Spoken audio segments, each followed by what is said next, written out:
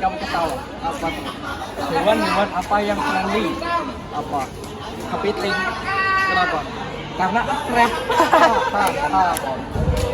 Tahu nggak kalian, kalau yang dilakukan Adriel dan Arya bukan cuman berjalan sambil ngobrol, tapi juga penerapan dari gerak lurus beraturan atau GLB.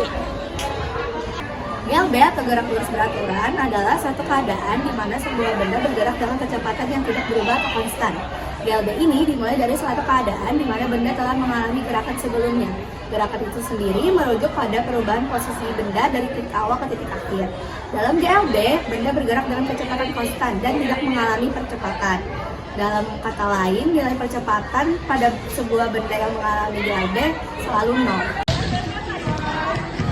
Teman-teman, setelah dimasuki penjelasan mengenai pengertian GLB, kami akan menjelaskan apa sih itu ciri-ciri dari GLB itu sendiri. Yang pertama, GLB memiliki kecepatan yang konstan. Yang kedua, memiliki trajektori atau jalur yang lurus. Ketiga, memiliki percepatan yang sama dengan 0. Keempat, memiliki waktu yang sama, alias waktunya itu yang dibutuhkan sama dan tidak ada yang kurang. Kelima, memasuki posisi awal dan posisi akhir yang dapat dihubungkan satu sama lain. Dan kelima, dan keenam, maksudnya gerak terjadi tanpa gangguan dari luar atau gangguan dari eksternal. Baik teman-teman semua, nah tadi teman-teman semua sudah mendengarkan ciri-ciri dari gerak lurus beraturan atau gerak GLB. Nah, lalu kita langsung saja masuk ke bagian rumusnya. Nah, tapi teman-teman pernah penasaran nggak sih kenapa sih rumus GLB itu V sama dengan S per T? Nah, seperti yang teman-teman lihat tadi di ciri-cirinya, kenapa rumusnya itu V sama dengan S per T?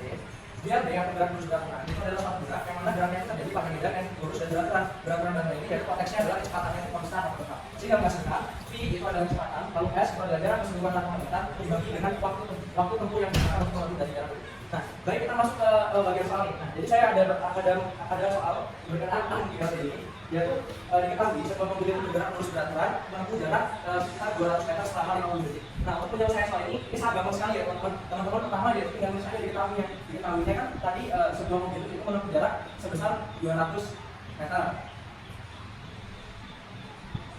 Selain menempuh jarak 200 meter, dia itu menempuh jarak 200 meter selama 50 detik. Nah, kalau teman-teman semua sudah nulis nih, diketahuinya, langsung kita masuk ke bagian ditanyanya. Ditanyanya yaitu apa? Gerak lurus beraturannya. Itu tinggal tulis aja G, L, I. Nah, terus cara menjawabnya dapat tinggal masukin aja rumus yang ini V sama dengan S per T.